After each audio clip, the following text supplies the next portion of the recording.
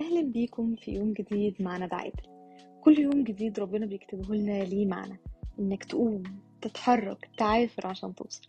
وحلقة النهاردة عن إزاي أتخلص من مشاعر الحزن والغضب.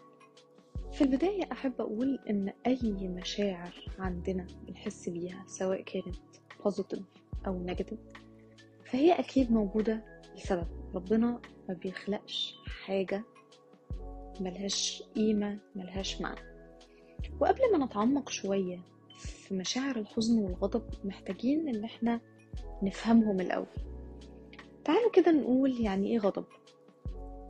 الغضب هي عاطفة، شعور او احساس انت بتحطها على شخص او على جهة، يعني على مديرك في الشغل، على الشركة اللي بتشتغل فيها مثلا، لانك حاسس انك مش عارف تعيش لحظة معينة بسبب الشخص ده او بسبب الجهة دي.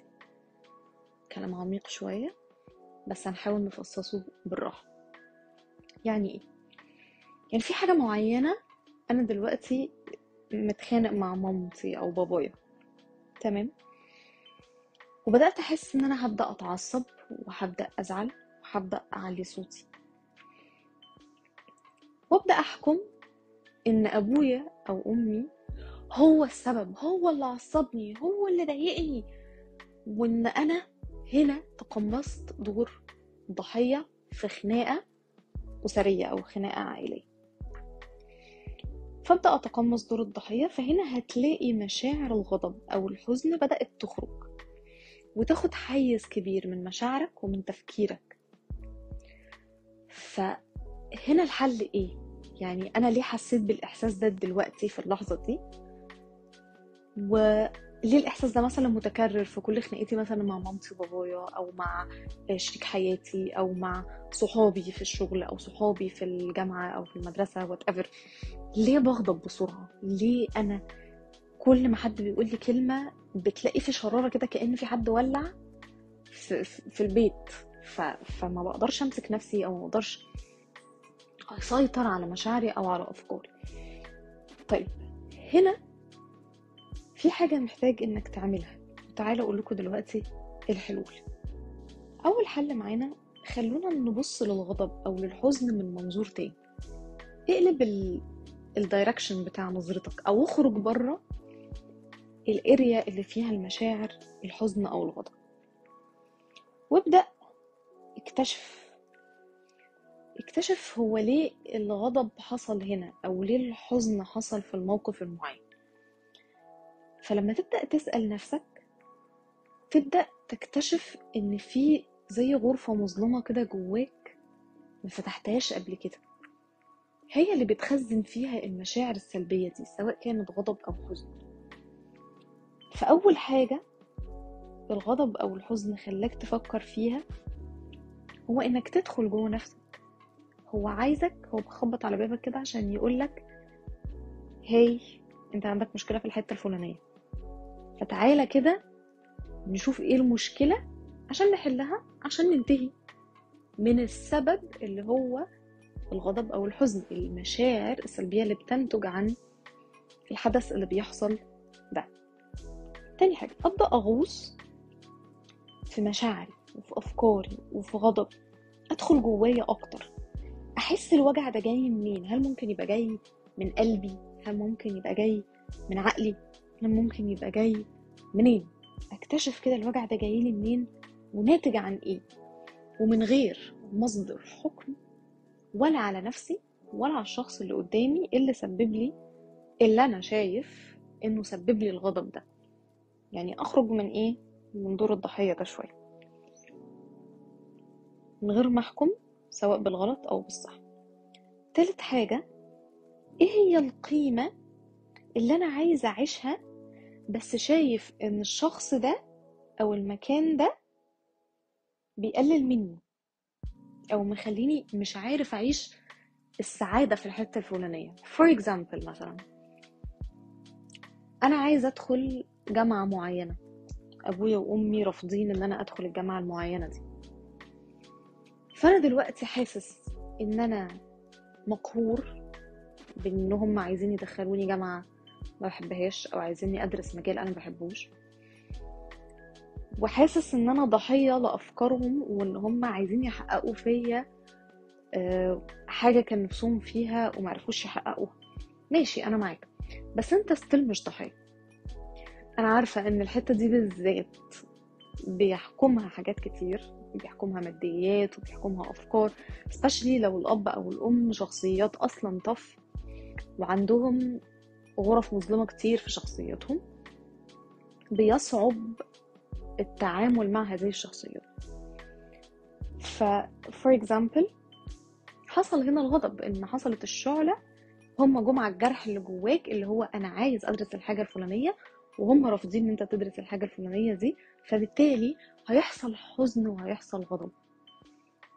طيب يبقى هنا احنا حطينا ايدينا على الحتة اللي وجعيني، ان انا حاسس اني مش عارف اتحكم في حياتي وان في ناس تانية مثلا بتتحكم في حياتي اللي هم الاهل. يبقى هنا انا حطيت ايدي على الحتة اللي مضايقاني. افكر هحلها ازاي، هتعامل معاهم ازاي، هتكلم بانهي اسلوب، ايه الطريقة اللي ممكن اتعامل بيها معاهم في ان يقنعهم بوجهة نظري من غير ما نتخانق ومن غير حد فينا يعلي صوته على التاني. هنا احنا بنفكر شوية out of the box. انا بحاول اني اكسبهم في صفي، بحاول افهمهم اكتر المشكلة اللي عندي فين. وعلى فكرة ممكن متبقاش دي المشكلة خالص، ممكن يبقى اصلا غضب داخلي ليه علاقة بتروما حصلت واحنا صغيرين. الموضوع ممكن يبقى ليه ابعاد كتير وعميقة، بس احنا بنحاول نوصل مع بعض لايه، لطرف الخيط اللي يخليك انت تمسك طرف الخيط وتشوف هبدأ منين. رابع حاجة، خلي دايما في دماغك ان مفيش قوة على الارض هتقدر تمنعك انك تعمل الحاجة اللي انت عايزها. ممكن ما يكونوش متقبلينك في الحتة دي، سواء مثلا اهلك او مديرك او جوزك او ممكن ما يبقوش متقبلين ان انت تعمل الحاجة دي، بس definitely هم مش هيقدروا يمنعوك. ليه؟ for example هنكمل على نفس الاكزامبل بتاع مثلا الاهل والجامعة. ماشي خلاص هم اجبروك ان انت تدخل جامعة معينة وتدرس بطريقة معينة، بس ده مش هيمنعك تماما ان انت تدرس الحاجة اللي انت بتحبها. ممكن تدرسها بعد ما تخلص الجامعة، ممكن تدرسها مع دراستك في الجامعة، ممكن تلاقي طرق كتير قوي انك توصل للحاجة اللي انت عايز توصل لها في الوقت اللي هم مش عايزينك توصل للحاجة دي. مش بقولكوا كده عشان تعملوا حاجات عكس اللي اهاليكوا عايزينها، لا، انا بس عايزاكوا تفهموا المعنى اللي ما بين السطور اللي بيوصلكوا لحاجة اللي انتوا عايزينها. فمفيش قوة على الارض هتمنعك من انك تعمل الحاجة اللي انت عايز تعملها. رقم 5، انا عايز احكم بقى مشاعر الغضب اللي عندي دلوقتي او مشاعر الحزن دي. اعمل ايه؟ هتخيل الشخص اللي قدامي، هتخيل مثلا الشخص اللي انا كنت بتخانق معاه، سواء بابايا، مامتي، صاحبتي، whatever. وتخيل ان احنا بنتناقش مع بعض، ممكن بشكل هادي او حتى بزعيق، يعني بحس ان انا بخرج الطاقة اللي جوايا دي ونبدأ نتناقش. ممكن اعمل اوديو ريكورد، ممكن اكتب جورنالينج، اكتب الاحاسيس والمشاعر اللي انا حاسس بيها دلوقتي. والغضب ده انا حاسس بيه فين؟ انا حاسس بيه في قلبي، ولا حاسس بيه في بطني، ولا حاسس بصداع في دماغي هيفرتك دماغي. اكتب مشاعرك كلها، فرغها completely في الورقة او في الفيديو او في تخيلك لما تغمض عينيك كده وتبدأ تتخيل. بعد ما تخلص كتابتك للمشاعر دي او تخرج كل طاقة الغضب اللي جواك، هتبدأ تسأل نفسك 3 أسئلة. السؤال الأول، ايه هي القيمة اللي انا مش عايشها؟ هل انا مش عايش مثلا الفرحة؟ هل انا مش عايش التحكم في حياتي؟ هل انا مش عايش هدوء اعصاب؟ ايه هي الحاجة اللي انت مش عايشها ومسببه لك الضغط ده او مسببه لك الاحاسيس دي؟ تاني سؤال، مين اللي بلوم عليه في ده؟ مامتي، ابويا، اخويا، جاري، whatever، الشخص اللي انا بلوم عليه فان انا مش عارف اوصل للحاجة دي. تالت سؤال، ايه الحاجة اللي اقدر اعملها عشان اعيش القيمة دي دلوقتي؟ فانا دلوقتي محتاج اعمل ايه؟ محتاج ارتب حياتي ازاي بحيث ان انا ما اخسرش نفسي وما اخسرش الاشخاص القريبين مني اللي هم اهلي وعيلتي.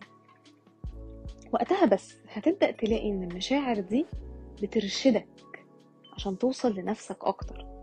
سواء المشاعر اللي انت بتحسها دي سلبية، هتحس بيها المشاعر دي مش عدوة لينا، لا، المشاعر دي بتوصلنا، بترشدنا لطريق جوانا محتاجين ان احنا نكتشفه ونشوفه ونحسه ونتقبله، ونختار بعدها نعيش الحياة دي اللي احنا عايزينها واللي شايفين ان احنا نستحقها، اللي هي اصلا حياتنا. اللي هو صدقوني يا جماعة، هو كل واحد فينا بيعيش حياته. انا عارفة ان في اهالي كتير بتبقى صعبة شوية، وان التحكمات بتبقى غصب عنهم اوفر، وغصب عنهم دي ممكن تبقى جاية من فعلا تروماز هم مروا بيها وهم صغيرين، او مشاكل اتحطوا فيها نفسية معرفوش ان هم يتخلصوا منها. فللأسف بيأثروا علينا بالمشاعر دي سلبيا، او بيخلوا المشاعر دي تفضل في الباترن بتاعتنا وتكمل معانا. انت ما تخليش الباترن دي تكمل معاك، انت خد قرار ان انا هقف هنا، انا لازم اقف هنا عشان انا لازم اعيش حياتي انا، مش حياتهم هم لو ما عاشوش حياتهم بالطريقة اللي كانت عايزين يعيشوها لسبب ما، لسبب اهاليهم او لسبب ظروف مادية او لسبب ظروف معنوية، فدي مشكلتهم مش مشكلتك انت.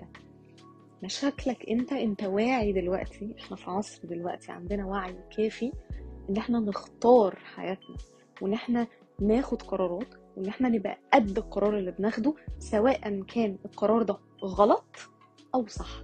لان لو كان غلط هتعلم منه، ولو كان صح انا اللي هستفيد.